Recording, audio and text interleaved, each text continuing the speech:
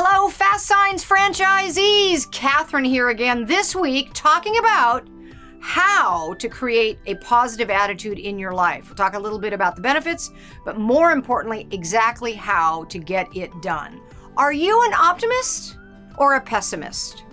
Or a little bit of both? What do those words mean to you?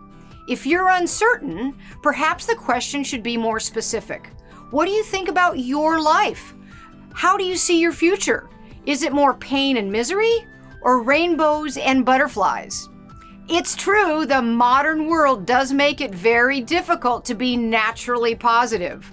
From our busy, fast-paced, internet speed lives to negativity and scarcity and violence and all of the bad news about coronavirus and COVID-19, all of this negative stuff can just build up and make it very easy to be unhappy these days. A negative attitude is a sure way towards achieving a life of dissatisfaction and pushing people away from you. However, there's always one thing you can do, and it's no small matter, but it's something achievable if you really want to, and that is to change yourself. But how do you change yourself? You do it by achieving a positive mindset. It may sound like a cliche, but the benefits of a positive mindset are real, are demonstrated and proven by multiple scientific studies. A positive mindset is a game changer, as it will further elevate and improve your attitude and behavior and make you a happier person in the process. Mahatma Gandhi said, "Keep your thoughts positive because your thoughts become your words. Keep your words positive because your words become your behavior. Keep your behavior positive because your behavior becomes your habits. Keep your habits positive because your habits become your values. Keep your values positive because your values become your destiny." That is one powerful quote by Gandhi. Gandhi's wise words best describe the action to chain reaction between thoughts, life, and destiny. If you think positively, your language and behavior become positive, consequently making a positive impact on your habits, your values, and your future. Positive thinking is not about sticking your head in the sand when faced with life's issues. It's not about ignorance. It's not about turning away from problems, as it is sometimes misinterpreted. It means approaching unpleasant situations with more positivity and productivity. However, it has to be based on logic and reason.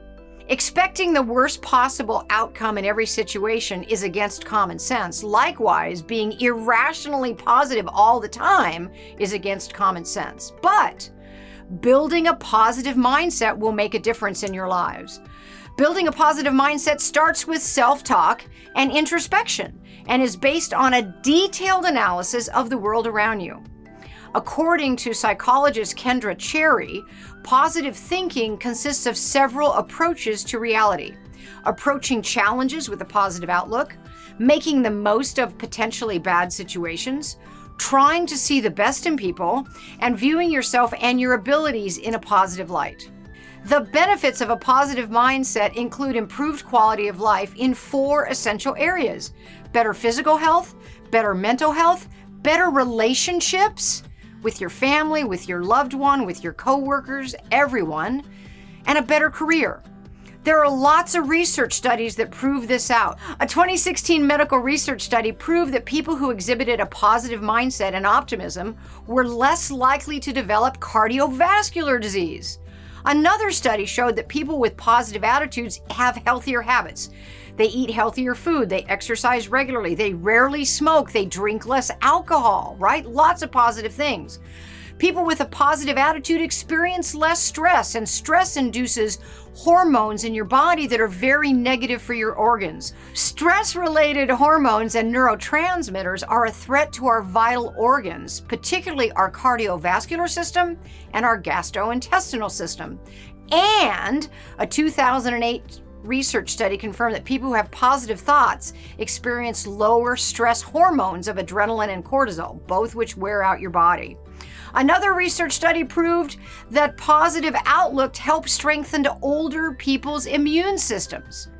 It also turns out that people with a positive outlook have a longer lifespan, and this link persists regardless of sex, culture, age, even habits such as smoking and drinking. Bottom line, a positive mindset is a protective factor for your physical well-being. Well, heck, it also protects and improves your mental health.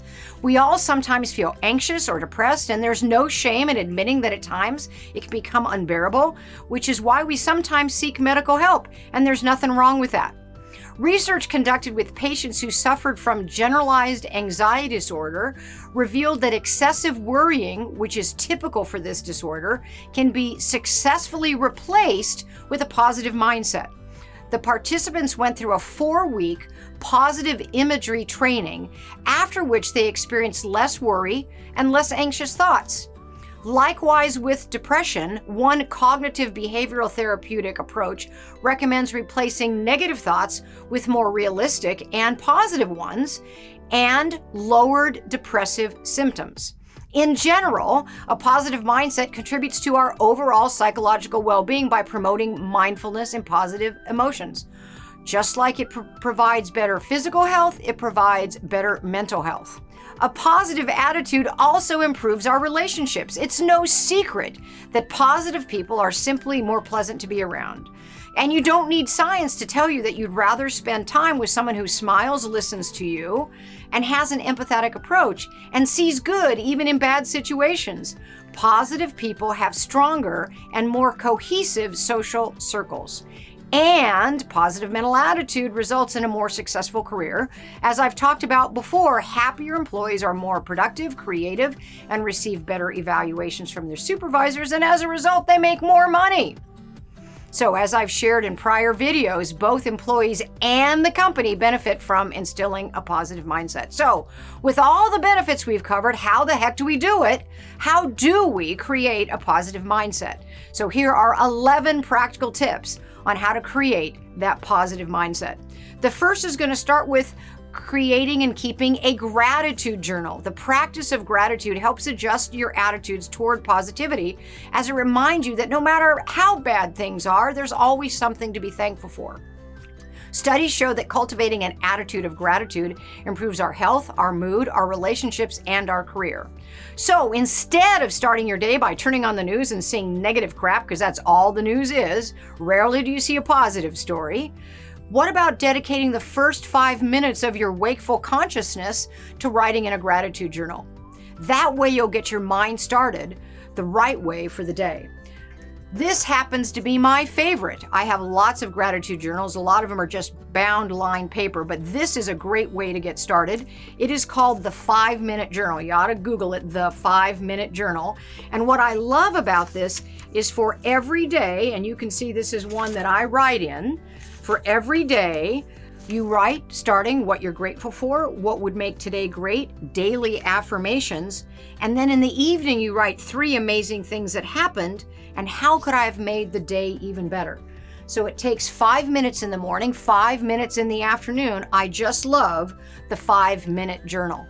And then before you go to bed, rather than watching the news, spend 5 minutes in your 5-minute journal and set your mind for something positive, rather than going to sleep worrying about all the negative things in your life. So number 1, keep a gratitude journal. Number 2, change your language. Language is one of the most powerful tools we humans have at our disposal.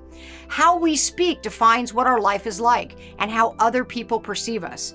How do you describe your life? Which words do you use more often? Boring, angry, nervous, stressful, difficult? Or exciting, fun, happy, peaceful? Think about that. Words are powerful. If you describe your life as boring or difficult, it's most likely you'll feel that very same way. On the other hand, using positive words can help you reframe how you feel and consequently how you act. Another example of how to use your language is using get instead of have. I get to go to work rather than I have to go to work. I get to see my parents rather than I have to see my parents. This way it sounds more positive and above all grateful. Try to implement this change when you're thinking or talking about yourself and you'll be amazed how you'll be feeling happier and stress-free. Number 3, use calming breathing techniques. Every time we breathe in oxygen. Every time we breathe out, we let out carbon dioxide. Breathing exercises can help us take us to an even more positive emotional level. Every time you breathe in, imagine you're taking in good things. And every time you breathe out, imagine yourself letting go of your burdens. Breathing exercises can help you get rid of stress and really help you achieve emotional balance. I use this all the time. And here's the technique that I use. When I find myself getting anxious or stressed out or angry, I catch a hold of myself and I do 12 repetitions of breathing in slowly to the count of 5, holding my breath in for a count of 5, and exhaling slowly at that same count of 5. I do that 12 times and I'm immediately recentered. Number 4, how to get a positive outlook in life: volunteer. How can doing something for free for someone else make us more positive? Well, volunteering helps us feel more connected to other people. Seeing that we're doing something meaningful for the world gives us more meaning in our life and makes us feel emotionally fulfilled. In addition, our social skills improve and we learn how to be more empathetic. All of this contributes to a positive mental attitude. Number 5, learn to accept rejection.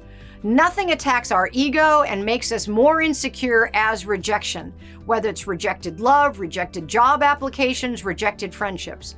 However painful, we should not allow these unpleasant events to overwhelm us. What's much better is to perceive rejections as a challenge. Analyze the situation, try to understand why it happened and how to improve in the future to prevent it from happening again. This is how to build a growth mindset. Don't allow yourself to fall into a desperation void. Nothing good comes from being in a desperation void. Think about treating failures as lessons. Failing an exam is not a reason to hate yourself, hate your teacher, or hate your school. Making a mistake on a project doesn't mean you're not good at your job. Every mistake has a hidden lesson inside. If you approach it that way, you'll grow as a person instead of becoming more and more negative. Number 6, be present, be in the now. If you're doing your laundry, but your mind is frustrated and thinking about work, what are you actually doing? Well, you're not doing your laundry and you're not doing your job. Being present in the now means this exact moment. Most of our negativity stems from memories of previous events or worry about future events, and we exaggerate these in our imagination. However, it's possible to prevent this by staying present and in the moment. Focus on what you're doing right now. If you don't know how to do this, don't worry, it's called practice. One way of practicing presence or being in the now is through meditation. Google meditation, learn about it, it's very, very positive. Number 7, and you've heard me say this before, surround yourself with positive people. What are your friends like? How do you spend time with them? Do you laugh, ride bikes, go hiking, or do you just complain about the meaning of this empty life? How about your workplace? What's your closest coworker like? Is your friendship based on complaining about pay or how terrible your boss is? Or maybe you found mutual language while working on a challenging project together. People who surround us reflect our personality and our attitudes. Take a look around. Are you surrounded by positive or negative people? We are so deeply social and dependent on others, it's visible even on the neurological level. When a person we communicate with is happy and smiling, our neural structure in our brain called the mirror neurons, and you've heard me talk about that before, react to that and we start smiling ourselves. The same goes for all other emotions and attitudes. This means that if the people around you are negative, you'll have a hard time maintaining a positive attitude. On the other hand, if your friends are people who are grateful, hopeful, overall positive, your chances of becoming positive as well will become much, much higher. Number 8, practice positive affirmations. Another very effective way that can bring you closer to your positive and empowered self is practicing personal positive self-affirmations. These are simple statements designed to encourage you in your life. You can make them part of your morning routine, use them at breaks at work, give yourself a verbal pat on the back. I'm smart and I'm capable, and I'm gonna nail this project. I choose to be happy today. I make a significant contribution in my workplace. I'm a lovable person. Those are some examples of positive affirmations. Number 9, find your emotional outlet. It's important that you're capable of understanding your emotions. You've really arrived when you're able to understand and name how you feel, and you'll most likely become aware that some emotional states are beyond your control. And that's why it's important to find an emotional outlet. There are different emotional outlets that you can pick. Some people love boxing because it releases their aggressive impulses. Others prefer running or swimming as they're more meditative. Running is my thing. Running outside on dirt, I just love doing. I just get in this wonderful place and I feel so happy during and after a run. Others prefer dancing, alone, in a group, with a partner, doesn't matter, or yoga or hiking. Sports activities can increase levels of dopamine and serotonin, which are responsible for our feelings of happiness. And if you're not into sports or being physical, other hobbies such as playing a musical instrument, singing, painting, or sculpting can also serve as emotional outlets. Number 10, reward and love yourself. When we start riding the wild wave of life, we often forget to take care of ourselves. Acknowledging, rewarding, and loving ourselves should come far before waiting on somebody else to do so. Of course, praise by your boss or your parents or partner can be soul-soothing, but when was the last time you congratulated yourself on the amazing results you have accomplished? Praising yourself after doing something good is called positive reinforcement. It's a technique that enhances the odds of repeating the same behavior, even though you're giving that positive reinforcement to yourself. Self-reward can be important even when you fail.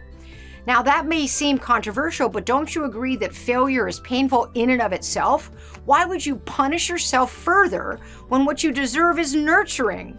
If you enter the vortex of self-punishment, you'll most likely end up being miserable. Loving, nurturing, and rewarding yourself can help you shift towards a positive mindset even when things are rough. Number 11, the last one on our list, loosen up. Are you a control freak? Maybe this is a harsh description, but if you do struggle with letting go, you'll probably recognize yourself in the words. Keeping things under our own control helps us overcome insecurities. For example, if you're coordinating a project at work, it's normal that you want to have a certain amount of control over things as you want it to turn out great. However, it's important to keep it reasonable. Handling your task and knowing or helping others' tasks is fine, but if you're trying to fulfill everyone else's obligations just to be sure it's all done properly, you'll end up overwhelmed and with stress and negativity.